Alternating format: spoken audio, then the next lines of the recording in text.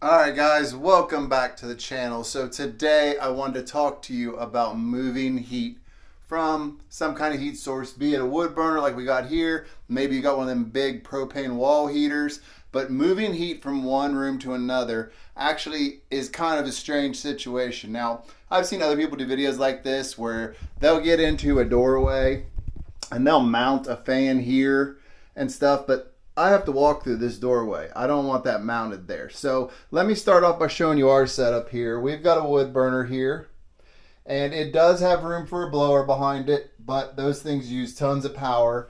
I want this set up for more like an off-grid setup. I've got my little fan here which pushes air out so it doesn't all go upstairs. So it does a good job for that, but it really doesn't blow it all the way into the other room, which is the kitchen. Now, we don't have this cut off tight. I mean, there's air can get through across all the tops. So it's not a big deal, but the air obviously isn't going to travel through this wall and all the heat kind of stays in here. So I started thinking about it and I wanted something that wasn't going to get in the way, but obviously if I hang a box fan up there, I'm going to run my head into it every time I try. So I started off really simply. I looked at it like, okay, I used to own a wood burning furnace, so if you blow heat, it cools down. Blower, like air-based heat movement, is the most inefficient thing ever. If you don't think so, ask yourself, when you have a hot bowl of soup and you blow on the spoon to cool it down, it doesn't take much to cool a very hot soup down, does it? That's because air moving cools down the hot air or the heat that's coming off of it. Okay, it's just really, you're cooling it down by blowing air across it. So if you're going to move air to somewhere and you're blowing that hot air, it's got to be really hot just to get medium hot when it gets there, okay? Because it's going to cool down. So that said, the first thing I did was I took my fan and I pointed it into the room down here and I said, okay, it's going to pull the heat from there. It's going to blow it through the fan and blow it in. So I had that thermostat right there in here, and what happened was it raised the temperature in here 2 degrees that night because the floors were cold that night just because it was below zero outside. So I'm like, okay, that's not really working so well. So I started thinking about it and I asked myself, what am I doing wrong here? I need the heat from up here where it's super hot to come in here rather than going upstairs. It was very warm upstairs that night, so obviously there was plenty of heat. I was just not moving it well enough. So I feel really dumb to tell you guys this, but all I did was this. I took the fan and I went like that. I'm not kidding. That's all I did was turn it around. The heat is blowing in this way. So what's happening is instead of blowing hot air across the cold floor, we are blowing cold air from in here off the floor to the wood burner or whatever your heat source is. Then it goes up and creates a draft to blow the hot air back in. And what happened is within 30 minutes, this room jumped 6 degrees.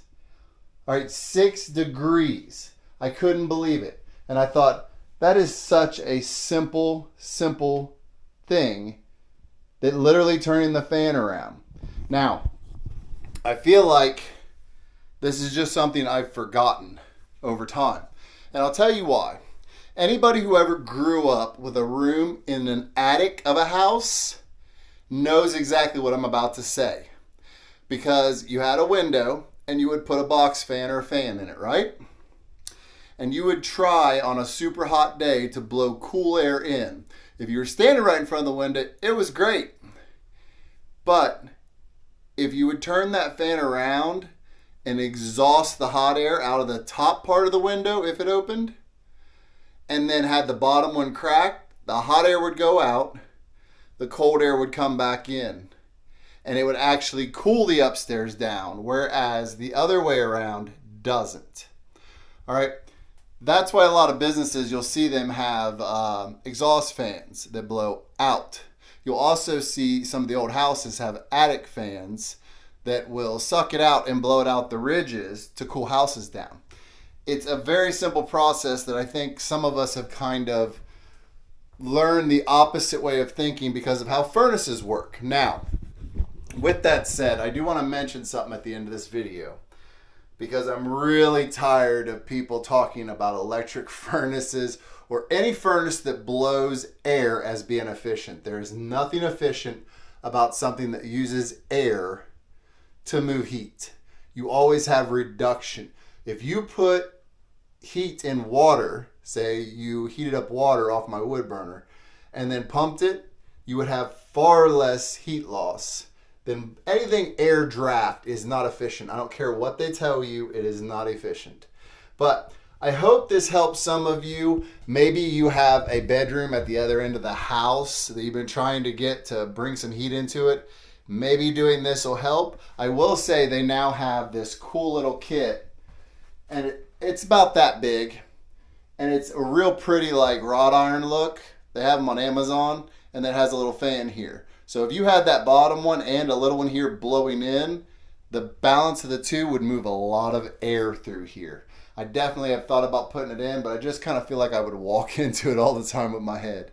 But I know a lot of you guys have wood burners just like me. I know some of you have big propane heaters like this one right here. This Ashley one we're going to be installing. So this is just a way to move some heat. I think it's not talked about enough. And I think when you try it, you're going to be amazed at how different it works, even if you just try it for fun. Put a fan one way, turn a fan the other way, record the temperature after about an hour, watch what happens. But with that said, I'll see you in the next one.